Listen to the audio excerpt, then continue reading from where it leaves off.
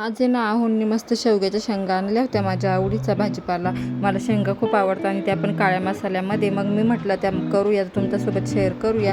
मग शेंगा कट करून घेतल्या, त्यांची सालं काढून घेतली मस्तपैकी. हे बघा किती फ्रेश आणि हिरव्या शेंगा आहे.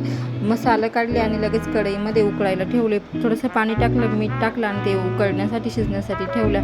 लगेचच इकडे ना ते उकळलं, त्या काढून घेतल्या आणि लगेच खोबरं भाजून घेतलं. खोबरं, डाळ आणि कोथिंबीर, लसूण वगैरे आणि कांदे तिकडे छोट्या गॅसवर भाजायला ठेवले. असं सगळा मसाला मस्तपैकी भाजून घेतला.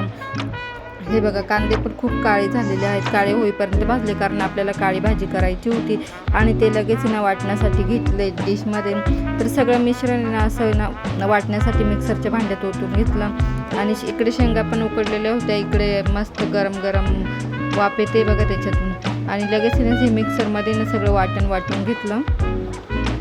आद्याला पण ना अशा मिठाच्या शेंगा खूप आवडतात, मग त्याला उकडलेल्या शेंगा खायला दिल्या. लगेच इकडे कढई ठेवली आणि कढईमध्ये तेल टाकलं. आपल्या अंदाजानुसार आपल्याला जशी भाजी करायची त्या हिशोबाने मसाला पण ॲड केला. मी घरचाच मसाला टाकला.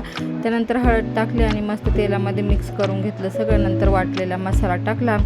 वाटलेला मसाला मस्त असं ना परतू द्यायचा आहे, अगदी तेल सुटेपर्यंत परतू दिला मी 10-1 मिनटं. बघा साईडला बघा कसं तेल सुटलेलं आहे. मी आता नवीन मसाला बनवला आहे ना, तोच मला टेस्ट करायचा होता, त्यासाठी मी तो मसाला वापरला. नंतर शेंगा वगैरे टाकल्या, भरलेल्या मिक्स केल्या आणि मस्त असं हलवून घेतलं. पाणी जेवढं पाणी लागतं तेवढं ॲड केलं, मीठ टाकलं आणि भाजी ना इकडे छोट्या गॅसवर शिजायला ठेवली. तोपर्यंत म्हटलं भाजी शिजते तोवर आपण भाकरी करून घेऊ. भाकरी ज्वारीची आहे बरं का, आम्ही ज्वारीचीच भाकरी खातो, यांना बाजरी नाही आवडत. मग भाकरी बघा किती पांढरी शुभ्र दिसते. मस्त असं ज्वारीची भाकरी पण भाजून घेतली. भाकरी झाली आणि इकडे लगेच ना बघा आपली भाजी झाली. भाजी किती छान तरी आली आहे आणि किती छान कलर पण आलेला आहे. लाईक करा, शेअर करा, कमेंट करा.